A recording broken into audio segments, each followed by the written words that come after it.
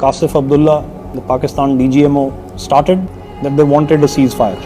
He suggested to me that, sir, having hit so many BrahMos missiles at us, you should now be satisfied. बड़ी परेशानी है, Modi phone नहीं सुन रहा, मोदी जो है वो कल से खामोश है, अब पता नहीं वो क्या कर देगा, वो कोई मिसाइल का हमला ना हो जाए हमारे ऊपर। दोस्तों ये खबर ऐसी है कि दिल पर अजीब बिजली सी गिरी है ये खबर सुन के। इंडियन आर्मी, इंडियन एयरफोर्स और इंडियन नेवी ने ये खुलासा ऐसा कर दिया है जो साफ हो जाता है यहाँ पे कि आसिम मुनीर की कितनी बुरी तरीके से हालत खराब हो गई थी ऑपरेशन सिंदूर के अंदर। The same kind of dread and fear, the existential threat that they pose to Pakistan. जब अपने से ताकतवर फौज के सामने आते हैं तो पतलूनें उतर जाती है। एंड जो एक सबसे बड़ी रेवलेशन डीजीएमओ की तरफ से आई कि साहब war gaming was done right up to the level of full scale war. Brahmos जिसने काफी तबाही की थी पाकिस्तान के एयर डिफेंसेस को, काफी टेस्ट किया था।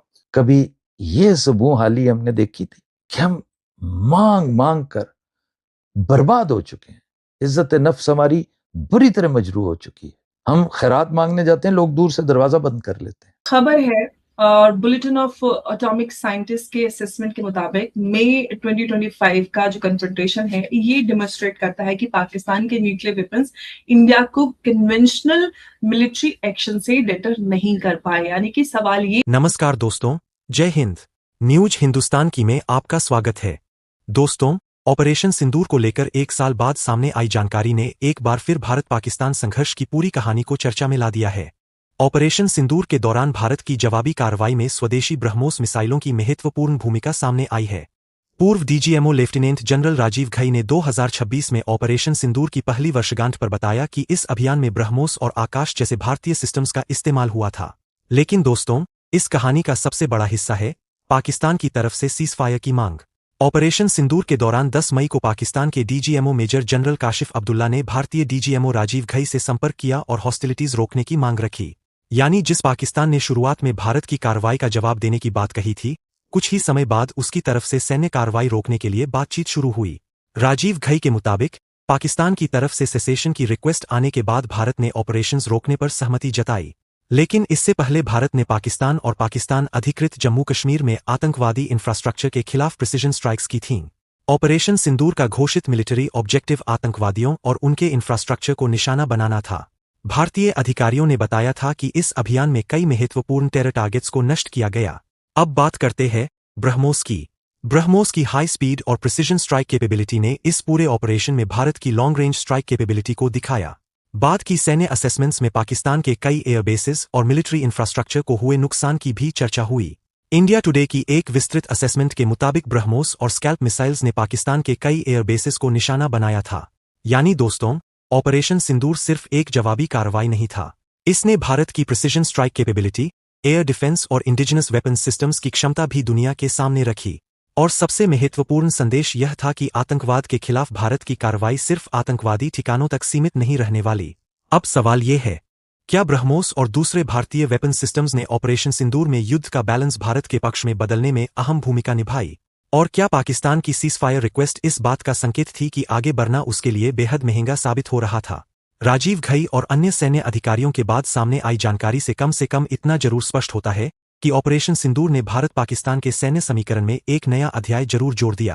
इंडियन आर्मी, इंडियन एयरफोर्स और इंडियन नेवी ने ये खुलासा ऐसा कर दिया है जो साफ हो जाता है यहाँ पे कि आसिम मुनीर की कितनी बुरी तरीके से हालत खराब हो गई थी ऑपरेशन सिंदूर के अंदर ही। लेकिन अभी भी, आज भी डर का माहौल बहुत बड़ा छाया हुआ है पाकिस्तान के अंदर इस समय, और न्यूक्लियर बॉम्ब भी पाकिस्तान को बचा नहीं सकता, ऐसा यूएस का स्टेट डिपार्टमेंट के लोग भी बोल खुसफुसाने लगे इस समय।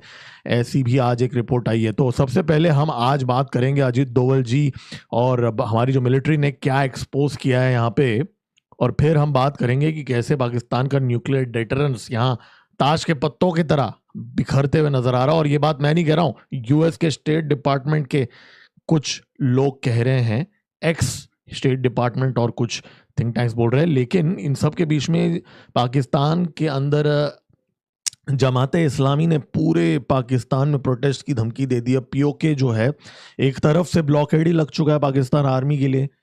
कुछ ऐसी नई डेवलपमेंट्स हुई हैं पीओके के अंदर।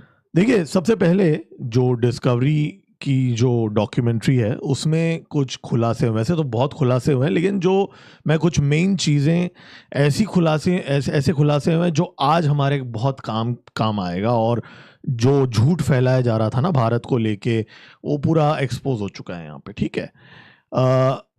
ये डॉक्यूमेंट्री के अंदर सबसे पहले सारे इंटरव्यूज़, दोवल जी तो मेन है, कैरेक्टर हैं उसके अंदर, लेकिन अब मैं अगर आपको बता दूं कुछ ऐसी चीज़ें सामने आई हैं। पहली बात तो यहाँ पे ये बताया गया है कि जो टारगेट सेटिंग था, पहले 34 टारगेट्स, पोटेंशियल टारगेट्स माइंड में थे। जी हाँ, 9 नहीं 34 थे, उसमें 9 शॉर्टलिस्ट किए गए थे। स्पेशल क्राइटेरिया भी इसमें रिवील किया गया है कि किस में सिविलियन कैजुअलिटीज़ कम होंगे, वो सारी चीज़ें। लेकिन सबसे बड़ी बात जो मुझे लगी, और आई थिंक सबसे सेंसेशनल भी बोलना एक ठीक ही होगा, वो ये है कि डीजीएमओ का कॉल जब आया पाकिस्तान से, ठीक है, उस कॉल में लिटरली जो यहाँ पे रिवील किया गया है, जो सच यहाँ सामने लाया गया है, पहली बात तो उन्होंने डीजी पाकिस्तान का आसिम मुनीर ने, माना जा रहा है, इसको फ़ोन किया, मार्को रूबियो को फ़ोन पे बात किया और भीख मांगा कि कुछ कीजिए यहाँ पे। और फिर मार्को रूबियो ने जयशंकर जी को फ़ोन लगाया।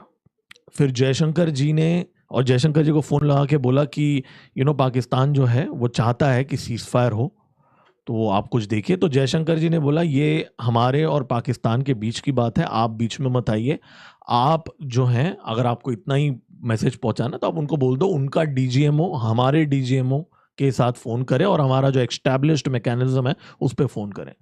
लेकिन जैसे ही उसने फ़ोन किया पाकिस्तान का जो डीजीएमओ, उसमें जो चीज़ उसने कही, वो उसमें आप देखिए, मेजर जनरल कशीफ अब्दुल्ला नाम का था डीजीएमओ। उसने ही पहले बात शुरू की। उसने कहा कि सर, आपने इतने सारे ब्रह्मोस मिसाइल्स दागे हमारे ऊपर, आप अभी तो सेटिस्फाइड होना चाहिए क्योंकि आपने इतने सारे दाग दिए। क्या हम अब रोक सकते हैं इसको?